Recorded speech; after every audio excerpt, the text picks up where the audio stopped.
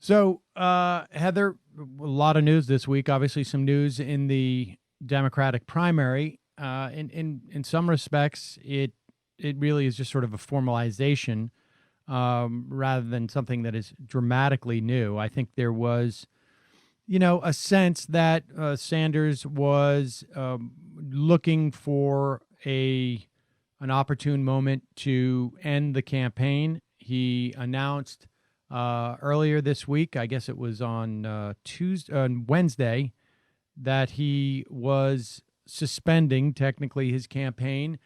He was going to remain on the ballot to essentially collect some delegates.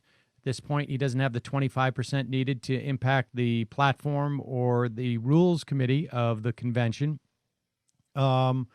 He did not issue a specific endorsement, much like Elizabeth Warren. He said Joe Biden's a good man, and that he was going to work to help him defeat Donald Trump, and that's where it more or less stopped. And obviously, a lot of disappointment. I was a supporter of Bernie Sanders, and I think he was obviously, for a lot of progressives, he was obviously the last person in the race who was not Joe Biden. But I think one of the things that became clear during the course of the campaign was that about 65% of the people who were going into the polls, this is according to exit polls, which are only so accurate, but I think 65% is a pretty big enough number that you get a sense of that's what was going on, said they were voting based upon who they thought could win, not based upon whether they subscribed to that person's policy plans or ideas.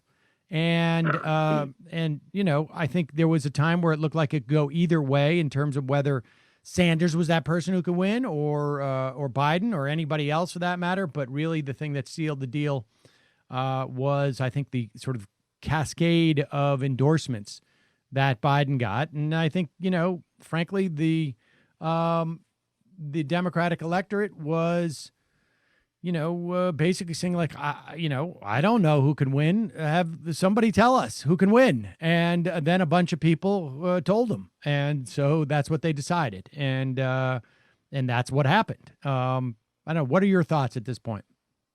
Well, I think you're right about that. I think the idea of who could beat Trump was always really the only real issue that was driving the electorate. I mean, obviously on the progressive side, there's a strong agenda there, right? That exists in every campaign. It existed in 2016. It existed in 2004. It existed when Obama was running, and people sort of thought at the time that he was sort of carrying that banner.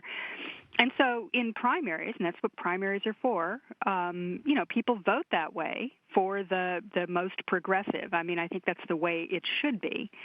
You vote for the most progressive. This time, I do think there was just this arching concern about whether or not that who could beat Donald Trump, and I think that you're probably right that people were looking for signals on what that was, and the signals that came out, and from other people too. I mean, I think the African American community's support of Biden throughout in polling, and then finally in the actual vote count, that mattered.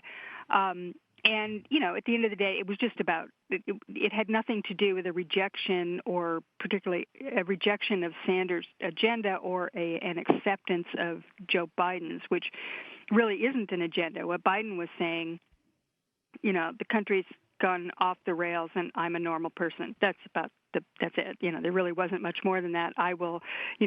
Trump has destroyed the dignity and the, whatever, American pride there might be, and I'll bring that back. And it was a very, very simple message, and it's compelling on a certain level, I think, to a lot of people. But that's it. So it really didn't have. I don't think it had much to do with the rejection of Bernie's policies, which in fact most polling showed that majority of the party supports. And what's going to be interesting about this, if Biden does win, and it is really a referendum on Trump. I mean, I don't care who was going to be the nominee. It was always going to be a referendum on Trump. It usually is in these situations, and particularly so this time. what will happen is the dynamic as if Biden wins will be completely different than it was with Obama. When Obama came in, there was this tremendous sort of, support that existed through all factions of the party at the time, and the left among them. I mean, I argued for months with people over Obama's grand bargain and was told, trust Obama. He knows he's got this. Remember all those memes? He's got it. He's going to, you don't have to question him. He knows what he's doing. That will not exist this time. I mean, Joe Biden has a completely different dynamic, and I think that as a result, the progressives, because of what's happened here, and largely because of Bernie's sort of energized movement that will be out there pushing for those policies, I think Biden's going to have a much different sort of landscape to try and put everything, to try and do anything, much less try and pick up the pieces from Trump and then advance a progressive agenda. So I think that we're going to be looking at that battle will continue, I think, very strenuously if Biden wins. And I think the progressives have much more strength and much more, ambition now to try and use their clout within the party to actually get some of these progressive, agenda items enacted. And we'll see how that works. I mean, and in many respects, let me just add to what you're saying. It's on both sides of the coin on some level. Obama, like you say, came in with a tremendous amount of support, and also you'll recall. I mean, I know that you and I spoke about this a million times. In fact, I think the interview that he gave when he talked about entitlement reform is seared in my mind because of how many times you would tell me about it. And I'm talking. This is 10 years ago now. Yeah. More. And but Obama, you'll recall, over the summer of 2008, when he became the nominee, he basically said no money to outside groups. He starved any of these outside groups, and he essentially, jettisoned Obama for America, which turned into, Organizing for America, but really it didn't go anywhere. And none of that dynamic exists in this instance. I mean, I'm sure there are some people who are enthusiastic Joe Biden supporters, but I've never met one. And, I'm not a social person, so that could be part of it. But the Biden campaign is certainly not in a position to sort of consolidate power. It is also the outside groups are of a different profile. There are some legitimate powerhouse or gaining power outside groups that have really that are founded on the idea of being in tension with the Democratic Party, as opposed to the sort of the old veal pen that we would talk about back in the aughts. And so the dynamic is very, very different. I think you and I are going to have a lot of time to talk about that going forward. But one thing I do want to talk about is this notion of the election being a referendum on Trump, because the interesting dynamic here was that many people argued that if you nominated Sanders, it would not become a referendum on Trump. It would become less of a referendum because all of a sudden it would be, do you want a socialist? I don't know if I buy that, but that was sort of the talking point. And certainly what Trump is going to try and do with Biden is going to be, do you want this guy who's like knee deep in Burisma, and it's going to be another sort of Benghazi thing. I think, well, everything that's happened in just the past 4 weeks really has completely changed my calculus as to how dangerous that is. Mm-hmm. I think like the 4 or 5 weeks ago, we were not dealing with the potential of a depression or a recession or an even greater depression. We were not dealing with a crisis that the president completely botched I mean, botched is not even the right word for it. Was willfully negligent. I mean, I don't know. I mean, I honestly think that in another context, you could charge this guy with manslaughter. And so it does feel like at this point, it is simply going to be a referendum on Trump and Joe Biden. He's the guy to make it a referendum of Trump because he seems to be nearly invisible on some level. Mm-hmm. And the question is just like, can he make it across the finish line? I mean, am I being overly, I don't know, worrisome in articulating that? Well, I think everybody's worried about that. I mean, I think, there was worried, I think, on both the Biden and the Bernie side of, septuagenarian candidates, are they going to make it across the finish line? And there's always, this is going to be underlying everything going forward. And even Trump is no spring chicken. I mean, he's going to be 74 at the beginning of his next term? I mean, that's not exactly young. Anybody who's, sort of in the super coronavirus high risk group probably is, a little over the line for being a viable presidential candidate. But it is what it is. And I do think that everybody's worried about that. But of course you're right that the entire dynamic has shifted because of the coronavirus, the pandemic crisis and Trump's handling of it. And Biden, in my view, I think probably is doing the right thing by just, by kind of keeping this sort of low-level, presence in the whole thing. Because the minute he gets in and starts, and I'm not even sure how he would do it. I mean, he does interviews and they're fine. He doesn't sound terrible in them. He has good ideas. He, has a whole, plan and process for how he would deal with it if he were the president. But, who cares, right? No, but I don't think everybody says, well, that's nice, but you're not the president, so just, shut up. And he talking about campaign stuff doesn't really work. And he, the Democrats and basically, and the never Trumpers who are actually pushing the hardest on Trump's botching or, his negligence in this thing, that's out there. And what's happening, I think, in the polling, and this is really important because Ron Brownstein, who I've mentioned many times on here, I think he's maybe the best political analyst out there. He has said that what you're seeing in the polling, and it's kind of a foreshadowing of where we may be, hopefully in November, is that no matter what happens now, I mean, it's all a tragedy. There's all these deaths, all this sickness. The economy is going to be in a depression. What will matter is not whether or not we're starting to come out of it or the stock market's up or whatever. It will be what Trump did in the beginning.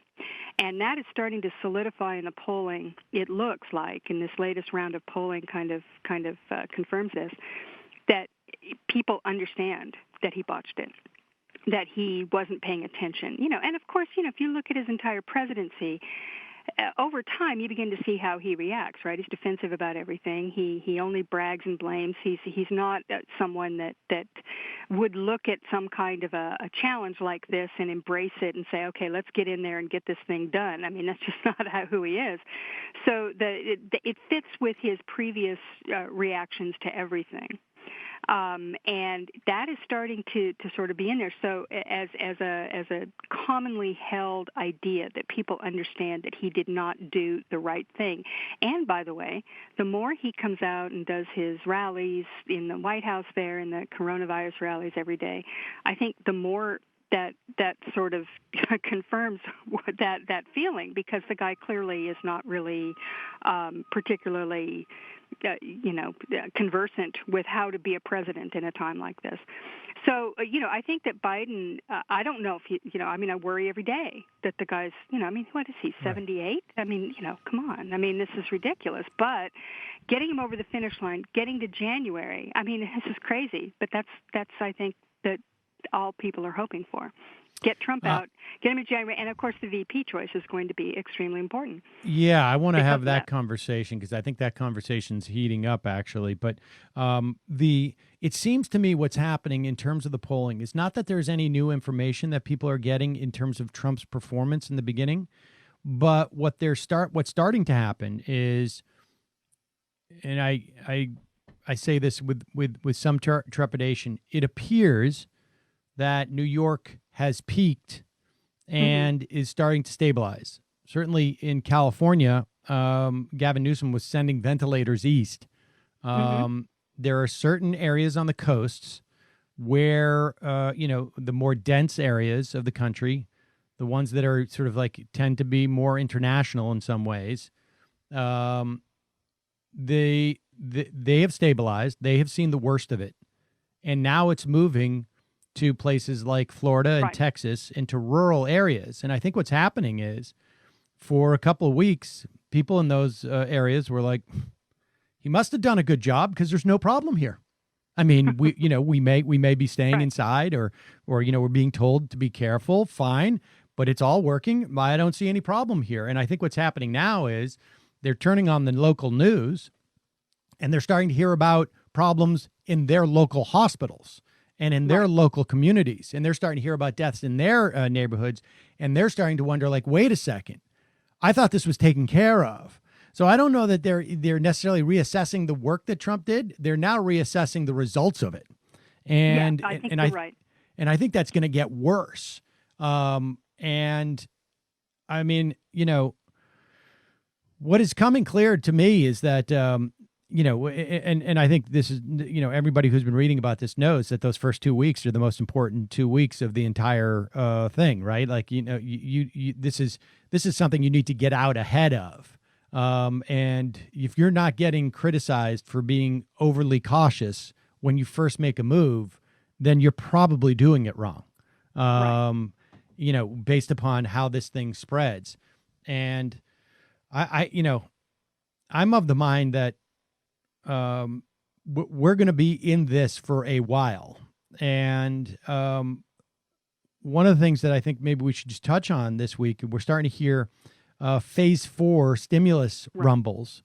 And we should remind everybody that what happened in Wisconsin this week was a travesty. They held this election. The Republicans essentially forced it to happen. Not only did the Republican legislature in Wisconsin force it to happen, the state Supreme Court also forced it to happen when Evers basically pulled the plug and said, "No, we're just not doing it. I'm making an executive action." My health inspector basically says, "No, not happening."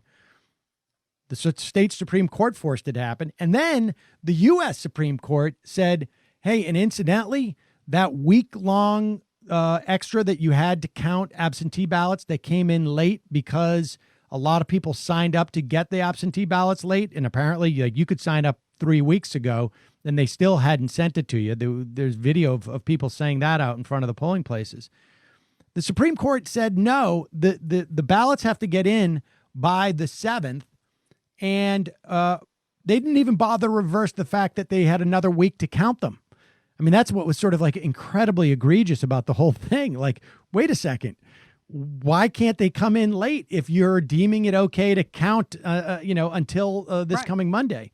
And this is my roundabout way of saying, like, now that the mask is off in terms of what the Republicans are willing to do, both from a statutory standpoint, both from a state court standpoint, and both from from the federal Supreme Court, it seems to me it's incumbent upon Democrats. And now I'm talking about Pelosi and Schumer. And it's one thing to say, Joe Biden, he's going to step back.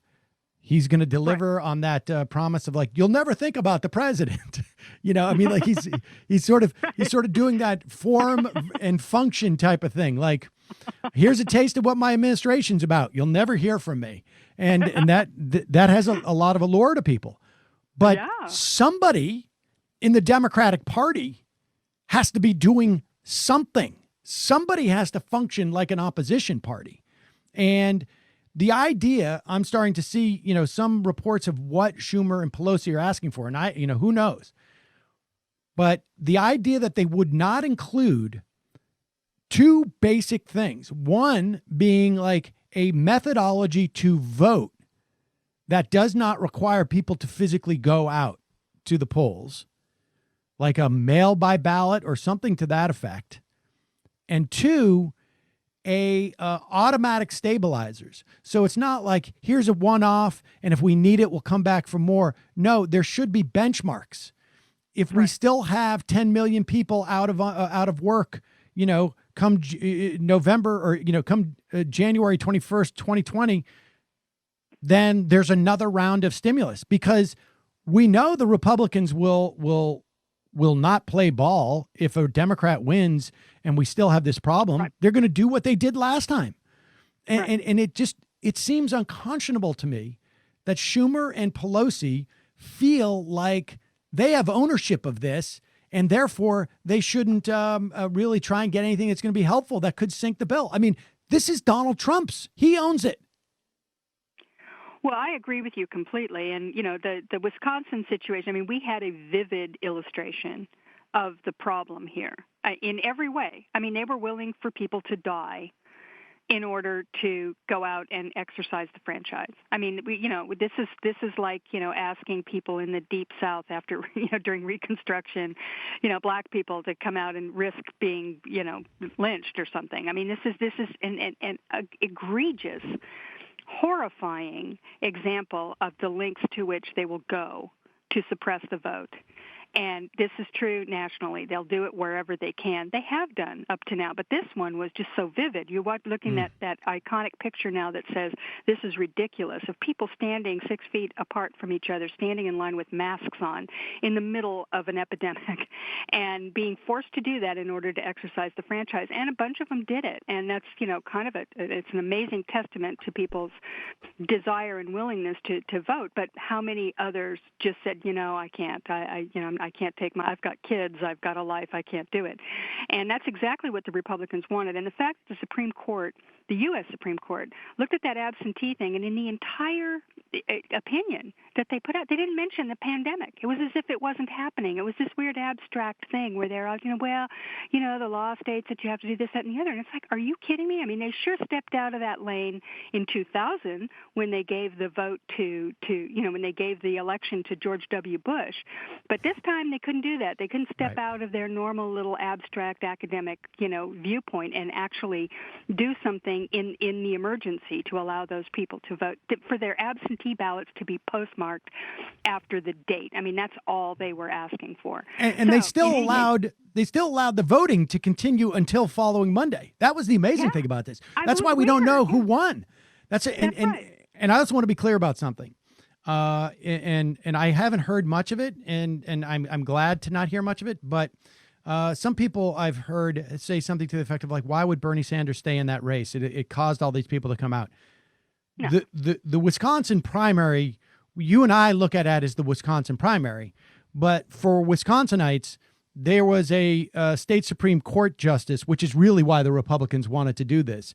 And then dozens upon dozens of like mayoral races. There was a lot of general election, non-primary stuff happening in Wisconsin. And I think if you were to talk to some like Wisconsin politicos in the Democratic Party, they would be thankful that Sanders stayed in so that they had some type of chance to get that state Supreme Court back, because, or at the very least to keep it from going, I think it would be like 5-2 or something to that effect. I mean, well, and there's an issue out there of the voting in November based upon this Supreme Court makeup.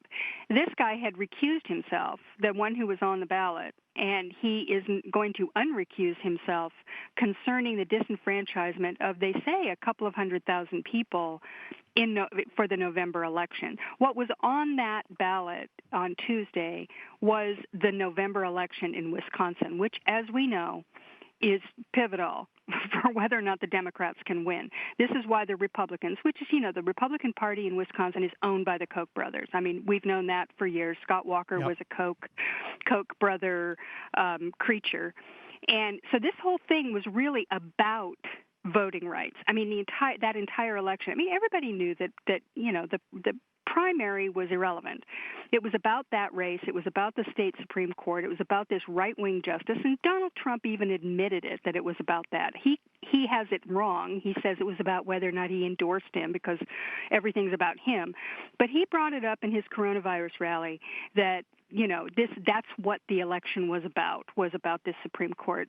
And what you saw was the state Supreme Court in Wisconsin and the U.S. Supreme Court making a blatantly partisan decision. There's just no doubt about it. So what we're looking at, and getting back to your original point, is that we're looking at a November election that it is absolutely, they are going to use the pandemic. They're going to use the economic, crisis that we will undoubtedly still be in the fall, to justify suppressing the vote, cheating on a level we've never seen before. I mean, I'm just going to be blatant about it. This is cheating. They're going to try and rig the vote for Donald Trump because that's probably the only way they can really assure that they're going to win. And the Democrats in the Congress, and I'm not privy to what they're doing, what their strategy is with all this, but all I can say is anybody observing it. No, I don't think anybody is, but as an outsider observing it from afar, I'm willing here, if they're putting up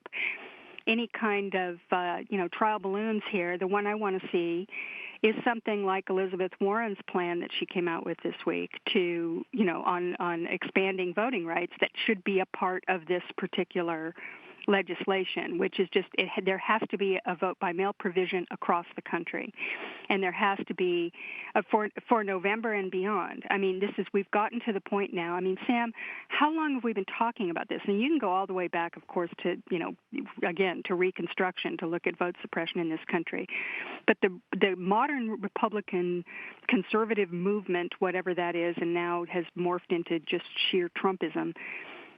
This has been at the basis of their political project, has been to deny the vote to minorities, to deny the vote to college students, to ensure that, because they know that if it's just left up to the people, they have a minority of the American people, and so they cheat. And this has gotten to a crisis point now. I mean, in 2000 they took the election in Florida. Ever since then, places like Ohio, you remember in 2004, that whole thing, the fact that they are constantly crying voter fraud when it doesn't exist. Their own people are the ones who are fraudulently using the mail-in ballot issue, as they did in North Carolina. The only people who've ever been indicted for that were Republicans. And now we're at a point where, I mean, this is becoming very blatant. It's becoming obvious, and the Democrats just have to find a way. And I'm not going to second guess what the best way to do it is, but we're at a moment right now where Donald Trump his back's against the wall. This economy is crumbling, and the only thing he can try and open up the country, but he can't make people go to restaurants. He can't make people go out and go back to work. He can't do that. Whether he likes it or not, we're in a situation where this country, until this virus is perceived to be, much less actually is, has been beaten back to the point where some semblance of normal life can come back. It's not going to happen. You can't do it. You can't make people go out. Sure, there'll be a few who'll go out and, put themselves at risk. But for the most part, he's got to do that primary job of dealing with the coronavirus.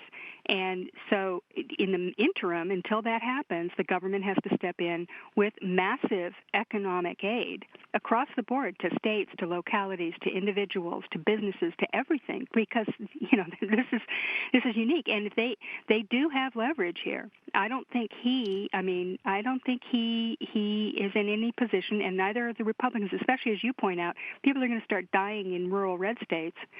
And are they going to be in a position to then say, hey, sorry, guys, no more money. Here you go back to work? I mean, I think that the Democrats have to push this, and the election in November is going to Do you think they will? Upon it. Do you think they will? I mean, I do not know. Because on some level, like I was willing to sort of cut some slack on phase 3, right? I mean, it was quick. You're sort of, we've never really experienced something this dramatic, and something needs to be done. But, we've had a week or two now where theoretically everybody should have gotten their bearing and said, okay, here's a strategy going forward. Here's what we want. Here's what we think that here's the latitude that we think we have. And I just have not seen them come out with anything that appears to reflect that kind of strategy. Do you know what I mean? Their approach does not seem to be one that reflects a strategy. And it is, I do see the strategy on the Republican side. Mitch McConnell wants to split up all these phase 4 initiatives, one for the small business, one for this, one for this, so that he can take it, so that he can remove the leverage that the Democrats have. Exactly. That's exactly what it is. They can't let him do it. I mean, if they do, then we're sunk. On Thursday, anyways, they basically stopped the first SBA expansion, but who knows if they have a stomach for this, because. But it's always about that, isn't it, Sam? With the Democrats, always that you have, and it's a problem. Look, I am sympathetic to them, because when there are people suffering, your instinct is to say, look, we've got to help them. But that was the thing about the phase 3. They got 4 months, I think, of this unemployment insurance extension, right, which was $600 extra a week. Yep. They bought themselves time on the individual suffering basis to really push hard on this, on the next phase. They did get that done if they have the stomach for it. It's not easy, because there will be suffering involved, but they have some room to maneuver, I think. And in fact, when they did that, when I'm going, wow, $600 a week for 4 months, and of course the economy is going to be, garbage up until then, at least that long. That was a smart move. I'm going, wow, that was pretty good. Now, but again, are we seeing any evidence that they're going to use that as they're going to hang tough here and push it hard so that Trump is, looking like the obstructor? I don't know, but they in my view, they need to try, and I guess we'll see what happens. But I can see what the Republicans are doing. No, and they're not being opaque about their approach. So let's just say we don't have a lot to go on with these guys. Democrats rarely are willing in these kind of do or die situations to push it to the limit. And sometimes they really need to do that. And, right. It's absolutely one of those times. It's terrifying. And, you had mentioned, and that's why, I think the voting is so crucial. And because, you had mentioned. Yeah, it really is. And the voting is one of those things where, even if you are super cynical about how folks like Pelosi and Schumer perceive, let's say, Wall Street versus everybody else. And I am certainly open to believing that, they fundamentally are oriented towards finance and corporations, not like the Republicans are, but beyond certainly where I am. I am open to that. But the voting thing is just, pure. This is pure power for them, right? Yeah. I mean, if you are really in the bag for corporations, at the very least, do it properly and get the power so that you can do their business, right? Like, I mean, the voting thing is the one thing that McConnell's will definitely never address. They do not care. In fact, Donald Trump said, they want to get this voting stuff in, and it's all special interest, whatever. I mean, it's yes, voters being able to vote. That's basically what we're talking about. To protect that is really it just seems to me to be, that is just a sheer assessment of power and competence. Sure, of course, yeah. But let's talk about, since we're talking about that, one more thing about Bill Barr this week. We had many instances of the Trump administration's incompetence memos going back to January, reports from intelligence agencies back in November saying, "Hey, this could be a real problem." I mean, just completely ignoring it. This story, I've talked about it quite a bit on the Majority Report of the U.S. government sourcing personal protection equipment overseas and then bringing it back here and giving it to private or selling it at cost to private distribution companies. And they went ahead and basically started auctions and sold some of it back to Europe because they were just going to the highest bidder. Never mind, like the market did not do this efficiently. It cannot do this efficiently when you allow them to price gouge. And then stories of like a Republican fundraiser, a professional fundraiser who 3 or 4 weeks ago wrote a letter to everybody like, "I quit. I'm out of the business. I'm now in the personal protection equipment business," and is bragging in a Politico piece that he has the possible largest supply chain of N95 masks in the world. And people are like, "Well, how did you get that?" And he's, relationships. Like, what relationship does he have as a Republican fundraiser? I mean, this is, and I'm talking to Jeff Hauser in this show about the failure of the Democrats to do any like meaningful oversight or to talk about it at any point. But then we have Bill Barr crawling out of his rock this week to, of course, opine upon hydroxychloroquine or whatever it is. That is the favorite drug by the Trump administration that Greg Abbott in Texas apparently decided, took it upon himself to administer it to a nursing home, an entire nursing home, without permission from any of the family. This happens on the day after the French stop using it because it's causing cardiac arrest. He comes out, he talks about that, but then he says something else. Tell us about what else Bill Barr was basically, his new project, as it were. Well, we remember that he had, after the Russia investigation, the Mueller probe, and then the impeachment, Barr had been working feverishly on doing what was called the Durham investigation, where he had the special prosecutor in Connecticut. It is a criminal investigation, by the way, which means that he has the authority to do all kinds of subpoenaing and potentially indictment of people. Barr pretty much came out on Laura Ingraham this week. He went to Laura Ingram's show and said a bunch of stupid stuff like about the hydroxychloroquine thing, and then said that he believed that this was the greatest travesty in American history, the Russia investigation. And this is before the report comes out. So, I'm pretty sure that they are cooking up, dropping this report, perhaps with some indictments, at the most opportune time they think for them politically, whether that's in June, which had been, sort of projected earlier, or earlier than that, or maybe later around the time of the convention. It's hard to know, but they're going to use this as a way to, gin up their enthusiasm among their base for electoral purposes. I mean, there's really no doubt about it. And meanwhile, they're doing their Bill Barr is out there sending out proposals to curb habeas corpus and to curb all kinds of normal due process during the pandemic.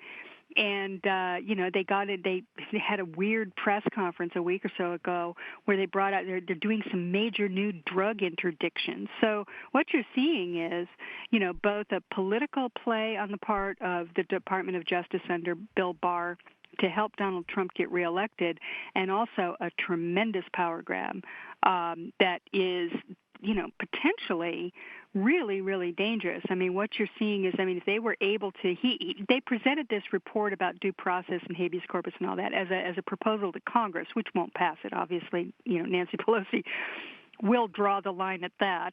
But nonetheless, this is out there. And I think that what you're seeing is the sort of outlines of what we could expect if Donald Trump had a second term, on where the Department of Justice is going to go, and it's really strikingly extremist.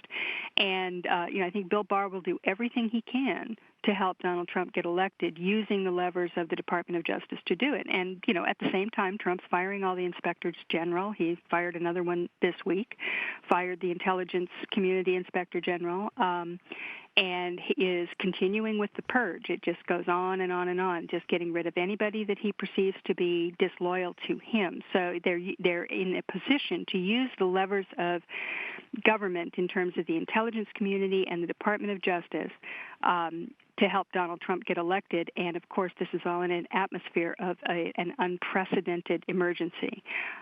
You can just imagine. I don't know if anybody's keeping their eye on the ball on this. I mean, the reports are out there. We're getting them.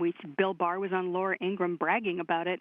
Yep. But who's paying attention, right? I mean, it's like there's only so much bandwidth. So, I mean, I've been writing about it. You're talking about it. We're trying to continue to keep our eye on that ball. But, again, Congress, as you say, they're completely missing in action on this. I mean, even the firing of the inspectors general, they had Chuck Grassley, who's been a big whistleblower proponent over the years, came out and said, well, this is really bad. We need to know more.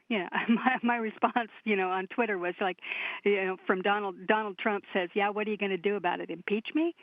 Because right. I don't think there's any limit at this point. I mean, they are done. The election is all we've got. And again, here we go. We're watching the corruption of the election on a level that could be more extreme than anything we've ever seen.